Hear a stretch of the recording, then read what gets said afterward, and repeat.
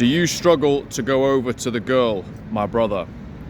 Do you struggle to go over and say, hello, stop, excuse me, hey, you look beautiful today?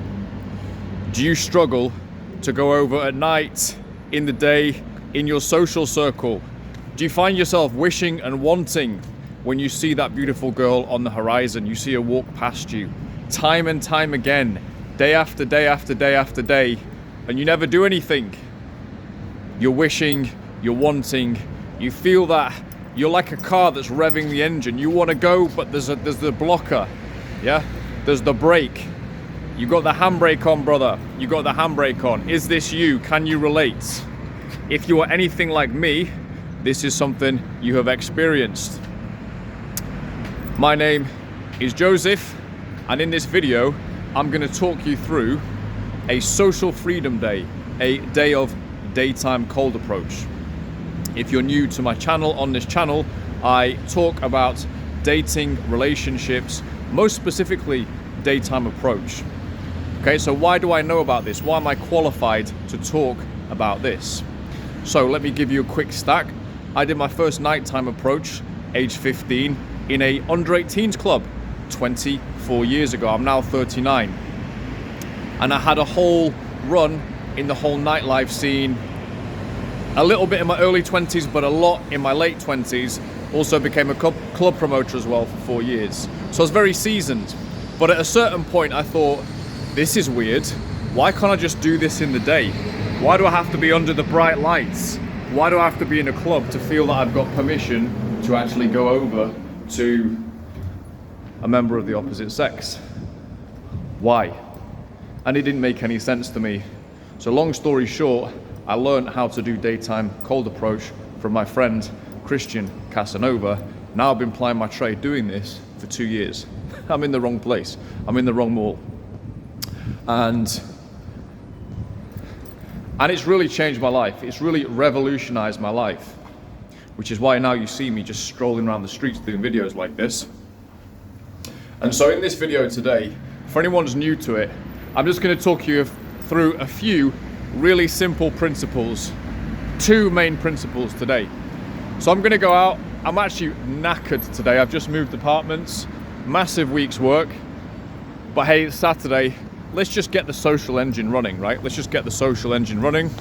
So all I'm going to do today is I'll probably do 5 approaches today, 5 chats. Mindset. Let's talk about mindset. It is within your rights as a heterosexual, particularly single heterosexual young man, to go over to the girl that you find beautiful. It is in your nature, brother. It's in your nature. It's totally normal, right? There's nothing weird about it at all. It's actually weird not to do it, okay? The fact that society is so brainwashed that in many cultures this is abnormal, that's not our problem. And I've been in countries where this is actually normal. So that's point number 1. This is actually completely normal. Point number 2 today that we're going to work on is the law of assumption. The law of assumption. And that means you already know the end result before you've even started. You already know the end result before you've even started. That's actually a really good way to approach this, because it just works. It just works basically. So you already know it's already done before it's even started.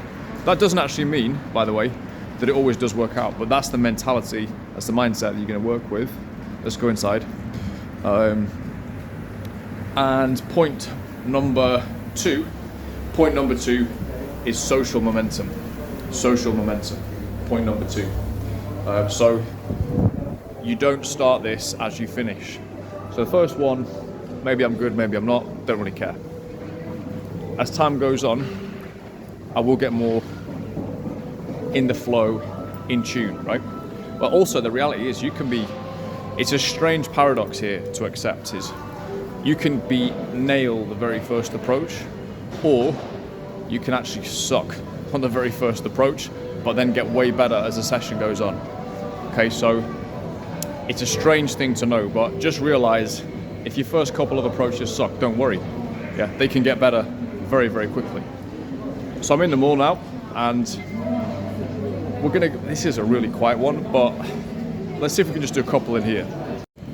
Okay, so the mall was just too empty, so sacked it, and came out into the street. This is a bit of a busier area here. I think we'll slowly make our way over to the other mall. Just did one stop open on a girl. Actually, she was going into the mall to work. So it's interesting here because they can't help but like the compliment. They can't help but like being told they're beautiful. They can't help it, even though they do have that kind of you know, quite flat Slavic type of thing. So I'll get myself a drink, but we're going to push on, and I think we're going to head maybe through the Turkish area and go up to the mall. So that's just one done. A little bit of social freedom starting to flow here. Okay, so for the integrity of the channel and for anyone who wants to learn about this, how Approach actually works, daytime, nighttime, I just went in then for a 3 set that I saw from a distance. I thought, great, they look perfect. I went in for them. I tried to stop them, and they just wouldn't stop. I tried. Actually, they did stop, but they just sort of gave me such a look of disdain. I was just like, you know what? It's fine. Let's stop. I said, do you speak English? And they said, yeah, but they just gave me a very, very interested look. I was like, you know what? We'll leave it. So that was actually a mom and 2 daughters. So I'd say the mom was probably mid-40s, daughters were probably about 18 to 20. So Agent Smith over here coming over, it didn't go down perfectly. So that's just one of those things that happens. It's neither fortunate nor unfortunate. It is neither good nor bad. It is just what it is. So we're entering into the Turkish Zouk area now, and I'm going to get a couple more compliments done on some Slavic beauties before I head over to the main mall, which will be a bit more dynamic, a bit more active. So let's just get those 2 done and see where we go from here. Okay, so we're heading home after the session. As you can see, it's now dark, and I'm just cruising through the mean streets of North Macedonia. So just a quick run through. I hit that first mall, it was very quiet, came back out onto the street, did a couple of approaches in the street. I think that second one I mentioned didn't go so well. First one actually did go well. Get into the mall and did like a couple, like maybe one lap of like both floors. I don't know why, I just kind of wanted to get my bearings a little bit, I can't really explain it. And then started going in. I don't know how many I did. Approached a couple of members of staff. Now, interestingly, it's so interesting, right? A girl I'd never seen before, just getting off the escalator. That was a great reaction. She had to go back to work, but it was still a great reaction. A girl I've seen before, she's eyed me up every single time, like excessively. Every single time I go in, I stopped her and she just wasn't having any of it. So that was quite strange. But you never fucking know, man. You never fucking know. I then started rolling into the session. My best and favourite one was a kind of Turkic looking girl who that was maybe 3-4 approaches deep. That went like extremely well. You can kind of tell, basically, they call it the hook point. It's like a bit of a cliche PUA thing, which I hate that fucking PUA shit. But once they stop and then she starts asking me questions about me, she's kind of like starting to get an interest, she's starting to invest. And so she did that, and we had a great great interaction. A lot of eye contact was something I was kind of working on today. Keep the eye contact good. And she didn't close though. I went for the close, and I don't know why she didn't close, to be honest. I saw her later on, and I don't know if she's with a brother or a boyfriend. I don't know. With a guy who looks around her age, so I don't know if she had a boyfriend or not. So that was the mall today, you know. It's all basically, especially North Macedonia, this is really just training for when I'm in a more amenable place. I actually think most of these girls have got, I would be staggered if many of them had more than I reckon honestly most of these girls have got definitely single digits, probably one handle, like probably 2 or 3 maximum. Honestly, I wouldn't be surprised if a lot of these chicks are virgins, honestly. Yeah, I mean, I've been going out nighttime, daytime. I don't see the sexes interacting in any way, actually, here in Macedonia. So that's interesting. Obviously they do, but it'll be almost like the old-fashioned way, you know, like this guy from my class, and they go back and forth. Very, very slow-paced. You know, it's not like us Western degenerates, but I am a Western degenerate, so this is how I operate. But yeah, overall, good day out, good social freedom exercise. Good social freedom exercise. I'm doing these yards here, believe it or not. I'm not doing these yards for myself. I don't need to do this. I don't need to do this. I'm doing it so that when you, my viewer, or you, my future client, wingman, my virtual wingman client, when you say to me, what do I do here? What do I do here?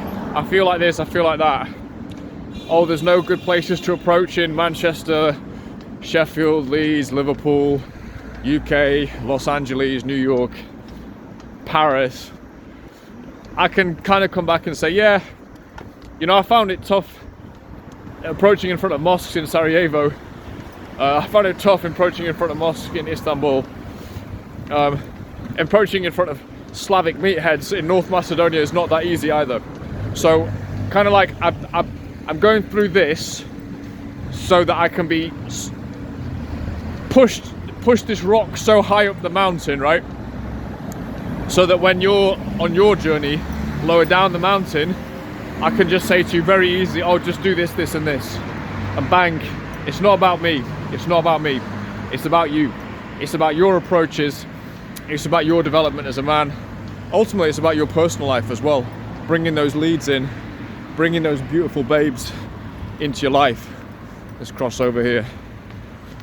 So yeah, it's a strange one to go out and to be approaching, literally, basically not even being bothered. But having said that, I still get some of the feelings, you know, like I bottled one today. I bottled one in a supermarket today. Yeah, which might mean I may have to go and do a supermarket hell week at some point soon. I did that last year, supermarket hell week in March last year. It's where you basically just go out every night and approach the supermarkets. I actually got quite a few numbers. Yeah, so but just so you know, I still bottle, yeah? As seasoned as I am, as experienced as I am, especially when I'm out here fucking solo, you know, out here in fucking Turkmenistan, I still sometimes bottle. It's never easy, right? You're conscious of your surroundings.